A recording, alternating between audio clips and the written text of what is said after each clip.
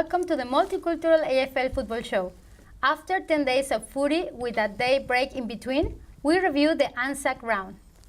Lots of action, some closest games, and Geelong just keeps powering on.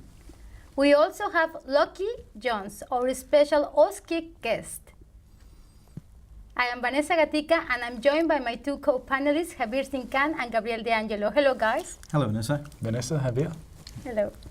Round number 6 got underway last Wednesday from the MCG as the Tigers demolished Melbourne. The traditional Anzac Day encounter between Collingwood and Essendon at the MCG attracted 92,000 people who witnessed a great clash as the Magpies escaped with 4 points just. Adelaide crushed North Melbourne, and on Saturday the GWS Giants decimated the Swans, and St Kilda lost to the Adelaide Crows at Marvel Stadium. In your opinion, boys, what were the highs and lows of the 6th round? Which games and players impressed you the most, Gabriel? I thought, obviously, the Anzac Day game between Essendon and Collingwood was just an amazing match. And it was really good to see Essendon fight back in the way they did, because we did say last week that Collingwood are just a little bit a notch above in terms of quality at the moment in regards to quality in comparison to Essendon. So it was really, really necessary for Essendon to not necessarily just win the game, but at least make it a contest. And they did. So I guess it's a really good indication that Essendon, even though they had a bad start to the season, they're slowly building, they're slowly getting better, they're slowly getting the game plan sorted. And I think that Essendon, even though they lost and it's a big occasion and they wanted to win, obviously, I think that they can take some sort of consolation in the sense that they were at least close against a really good side like Collingwood. And Collingwood, well, they were fantastic. They did an amazing job, and you know, it is a really great event to see the Anzac Day clash between these two great rivals. But also on the other side of things, there was the St Kilda and Adelaide game, which, well, good for Adelaide. They won away, which was good for them. St Kilda, I think they're back down to earth. I think they've just realised, hang on a second, they should just pump the brakes on any form of hype in regards to St Kilda playing finals or anything like that. I think that it's a big indication to St Kilda where they are in terms of improvements compared to other clubs like Adelaide and so forth. So St Kilda really needs to learn from that match. And the Hawthorn and Carlton game, I just want to touch up on that one briefly, because I thought even though Carlton lost, they did do a very good job in at least making it almost all the way. I mean, they really should have won that game. There's no excuses for them not to win that game. They should have won it. It was almost theirs. But Hawthorn, their experience and their quality, it just went over the line and won the game. But Carlton, like Brendan Bolton said he was going to get sleepless nights after that game, and maybe he will, thinking about the different plans he'll make in the next few games. So Carlton supporters, even though they lost the way they did, just have a little bit more faith in them just yet. Yeah, not just the games. I believe one player, Sydney Stack, he impressed me a lot. Jack Winey, he's one of the strongest players in the AFL, and just to knock, it was hard for him to get up after that. That was impressive. And the way Richmond players are responding at the moment to all the injuries that happened, I think that's just fantastic. It's brilliant. Yes. Yeah, and other than that game, Collingwood, Essendon, I believe, to come back from 33 points and making the difference to just 3, I think that was phenomenal. The way they've gelled together, I think they did everything right other than winning the game. And then we had those umpiring issues going on, which led to other things. Every week. But the good thing was umpire came forward and they told everyone that this is what our idea was behind those decisions. And they stick by those decisions, which is good as well. But I believe for the 92,000 people, more than 92,000 people, that was a game to watch. Yeah. And it was worth every cent if they spent any money to go there. So, yeah, other than that, St Kilda, I believe it's not just St Kilda's playing better. So I think the injuries as well, they're mounting up. But on the other hand side, if you look at Adelaide Crows, I think they're slowly growing up. Eddie Betts finding form in one game. Now it's Taylor Walker. He's found his mojo back. So I think Adelaide is sort of building their game up as well. And to be fair, I think St Kilda obviously needs to do a bit more hard work at this stage, definitely.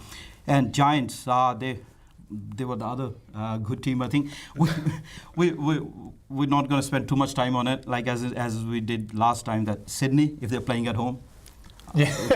Yeah. The only thing I missed out, I think a lot of fans would have missed out, and a lot of other spectators who love footy, was the duel between Phil Davis and Buddy Franklin.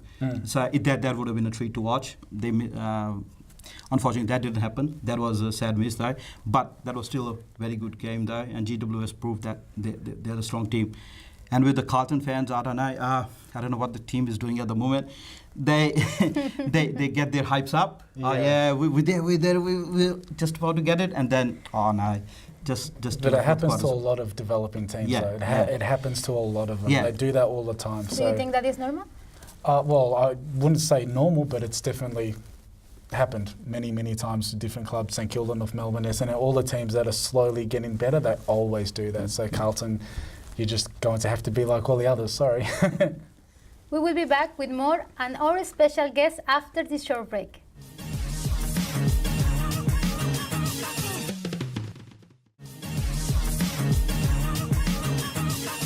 Welcome back. One of the most important programs of the AFL are the Aussie clinics, and the chance for young boys and girls to participate in Aussie rules games at halftime during AFL matches. First introduced in the 1980s, the number of participating Aus kickers have grown by about 5,000 per year.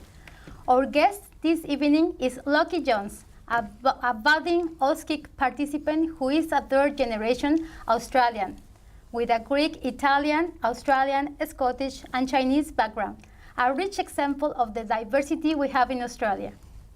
Lucky is 7 years old, just last week, and according to his expert Aussie coaches, he has also potential to go a long way in the sport.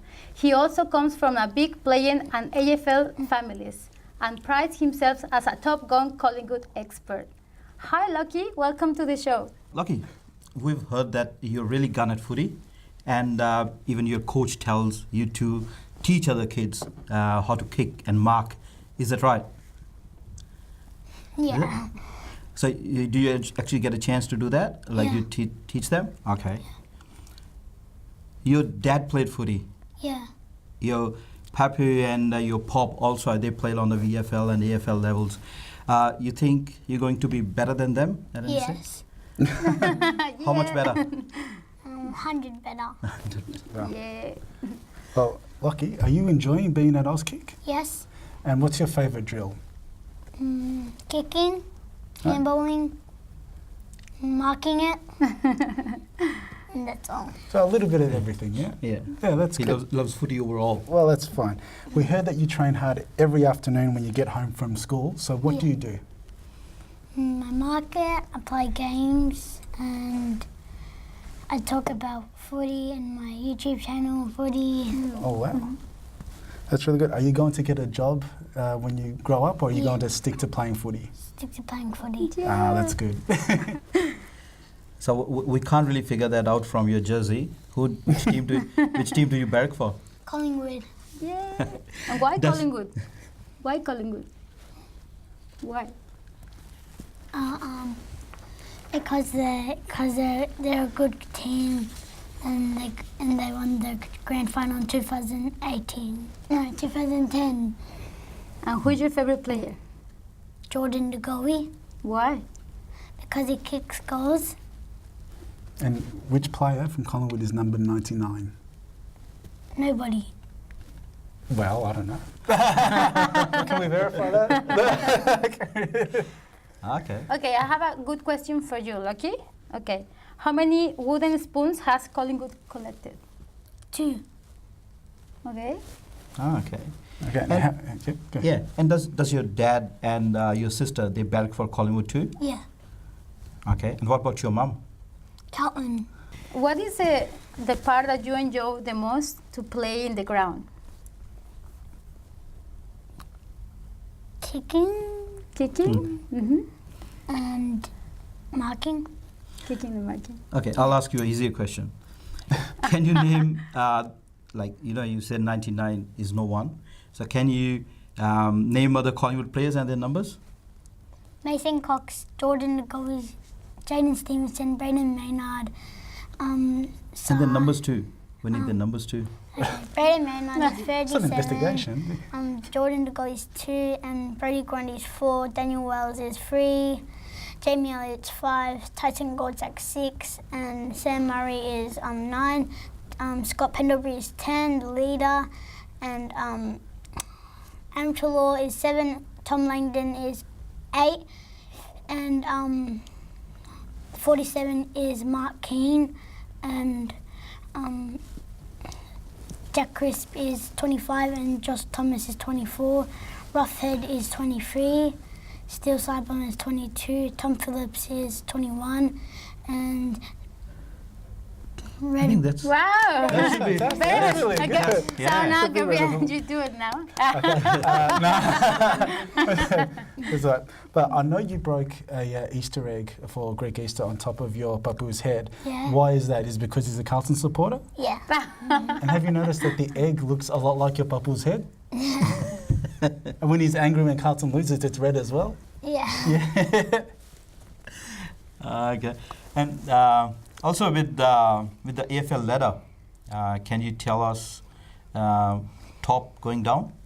Okay, Geelong, Freo Dockers, Collingwood, Giants, Port Adelaide, St Kilda, Brisbane Lions, Richmond, Adelaide Crows, Essendon, Hawthorn, West Coast, Gold Coast, Western Bulldogs, Carlton, Sydney, North Melbourne, Melbourne. Oh, That's amazing. Well amazing. done. Hang Well on, done. my test is not over yet. We also heard that you can recite the letter from bottom up. Yeah. No. Go ahead. way.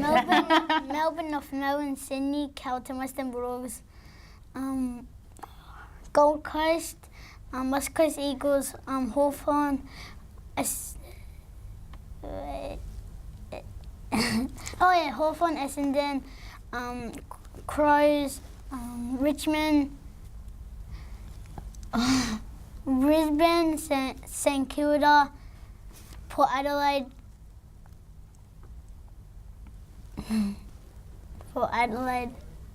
GWS, Collingwood, Freo Dockers, and Geelong. Fantastic. Wow. Well, Amazing. Joe, that is amazing. Well done, It's Lucky. amazing. Lucky Lucky. he was able to do it all because we never would have helped him or anything because Yeah. we don't know. I'd like to ask you a few questions, Lockie. Now is the most important part of the show. Tell us your tips for this week. Collingwood versus Port Adelaide. Collingwood, Okay, if you say so. Melbourne versus Hawthorn. Hawthorn, GWS and St Kilda. GWS, Brisbane Lions and Sydney. Brisbane Lions, Western Bulldogs and Richmond. Richmond, West Coast Eagles and Gold Coast Suns. West Coast, Carlton versus North Melbourne. Carlton, Geelong versus Essendon. Geelong, Adelaide versus Fremantle. Fremantle. Okay. All right. Let's see. keep it Let's nice. see. we'll say- Let's bet. You'll be doing better than us, I can guarantee. The way we're going, I tell you what, you might be on the show next week. Permanent guest. All right. Thank you for being with us, Lucky. It's been amazing. And let's go Collingwood. All right? Go Collingwood. Go Collingwood. Before we finish, do you want to say something to your mates in school?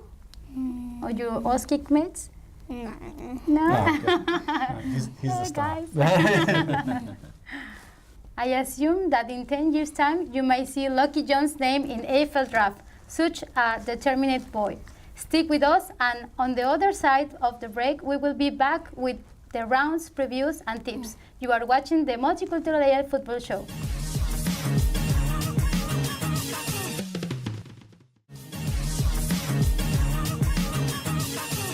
Welcome back.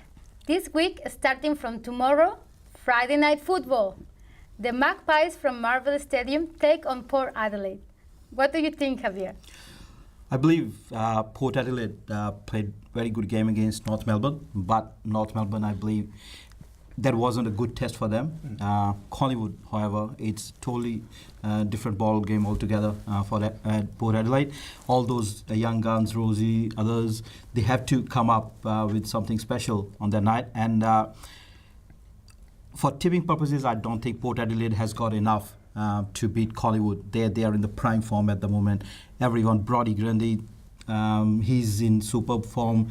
All the other players, forward Jordan De Goey, I can name like whole team, and you would say that they're all in the good team, all in the good form. And Ruffhead, who came from Bulldogs, and he's playing marvelous at the back. Darcy Moore, I believe Port Adelaide won't be able to win this one, so I'm just tipping Collingwood on that. I see what you mean, and yes, Collingwood are an amazing side, especially when they're playing at home, but we shouldn't count out Port Adelaide. Port Adelaide are a bit of a surprise packet. They're starting to really, win games that people thought there's no way they were going to win. Their performance against GWS a couple of weeks ago was magnificent, and yes, you're right about the game against North Melbourne. North Melbourne wasn't really a test, but then again, near the end, they just said, well, we're going to win the game, let North Melbourne score, it doesn't matter, who cares, we're going to win the game anyway.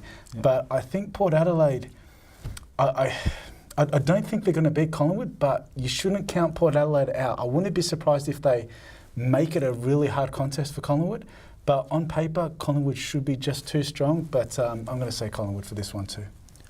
There are 5 games scheduled for Saturday, which take us to the MCG, where Melbourne tackle the Hawks. Last throw of the dice before the Demons season goes down to the toilet. Surely it has to be a must-win desperate situation for Melbourne, Gabriel? Yeah, absolutely. Like you said, if they don't win, the season is down the toilet, really.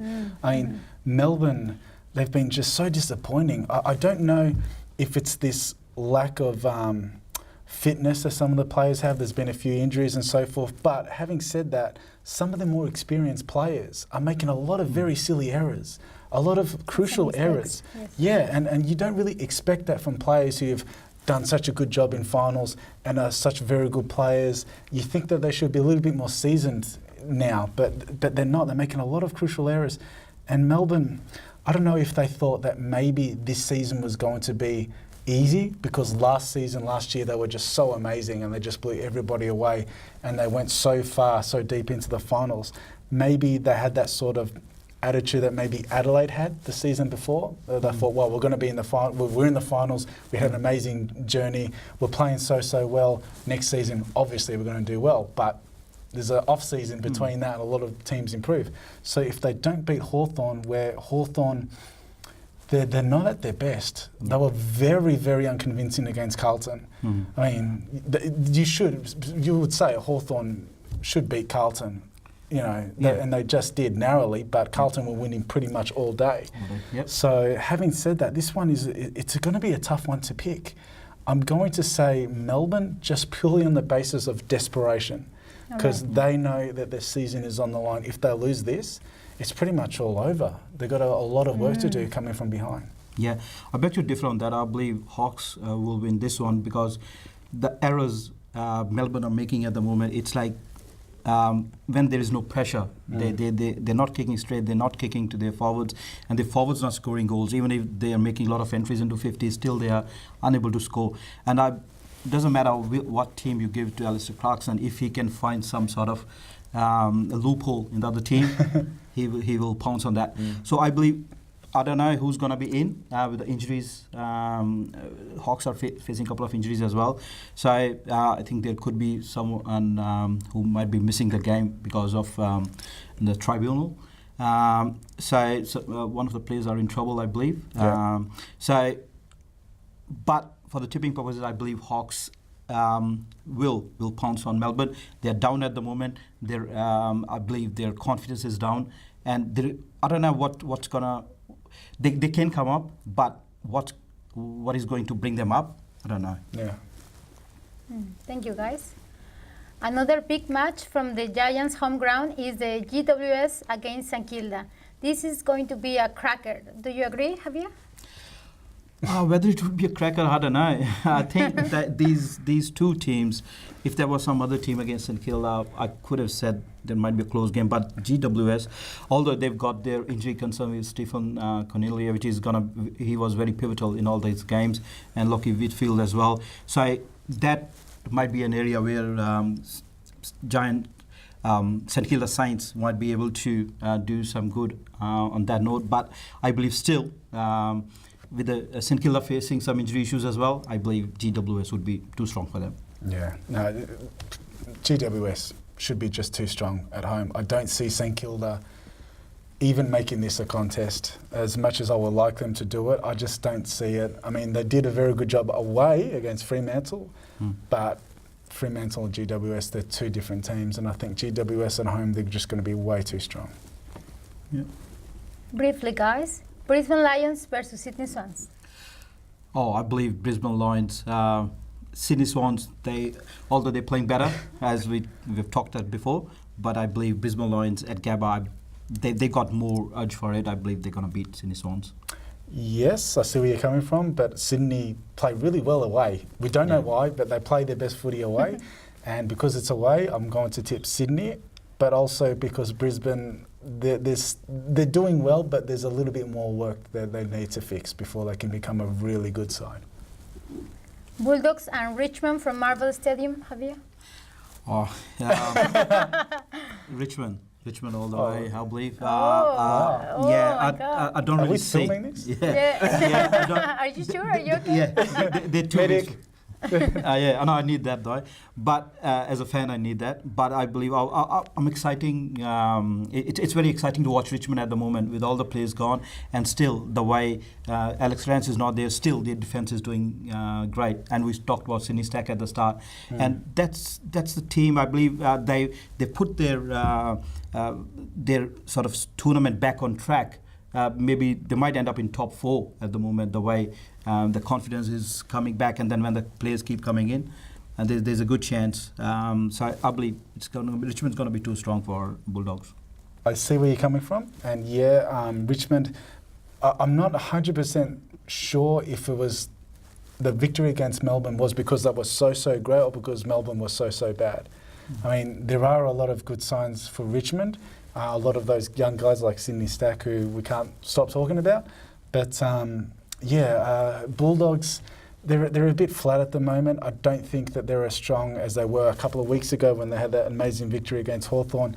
They just seem to sort of slip a little bit. I think that loss at home against Gold Coast really shattered them a little bit. So for me, I'm going to say Richmond. Thank you, guys. And the last game on Saturday, the West Coast Eagles at home played the Gold Coast Suns. Another huge test for the Suns, Gabriel. Absolutely. This is going to be a massive test. I don't think they're going to pass it, and I don't think they're going to even come close to passing it. So I think West Coast at home, they're just going to be way too strong for Gold Coast. So West Coast. Yeah, easy one for me. It's West Coast, especially after Geelong match. They'll be ready to go, and they've got their home match, West Coast. Sunday, the Carlton Blues play North Melbourne. By the way, this is going to be an NEMBC 3ZZZ online digital broadcast live game called from Marvel Stadium in Greek, with Iris Filoli and Sisi Spouros starting at 1 p.m. Eastern Standard Time. Briefly, who will come out on top? Carlton. Yeah, Carlton for me as well. This is their good chance. The last 2 games on Sunday, Geelong Cats and Essendon from the MCG, and Adelaide Cross and Fremantle from the Adelaide Oval. Briefly, boys, winners and losers. I believe it's going to be Geelong for me against Essendon, and then with Adelaide, it's going to be a close game. But it's going to be Geelong and Adelaide for me. Yeah, Adelaide for me as well. All right, thank you. Very well. And that's all we have for this time week. Don't forget to listen to Sunday's live call in Greek at 1 p.m. Eastern Standard Time for Carlton against the Kangaroos from Marvel Stadium on 3ZZZ Digital. Thanks to our guest, Lockie Jones. In the meantime, you've been watching the multicultural AFL football show all around Australia on the Community Radio Network, Community TV, and Aurora TV Foxtel. We are also online through the NEMBC's AFL Footy website. See you next week. My name is Vanessa Gatica. I'm Rabi Singh. I'm Gabriel D'Angelo. Thank you for watching.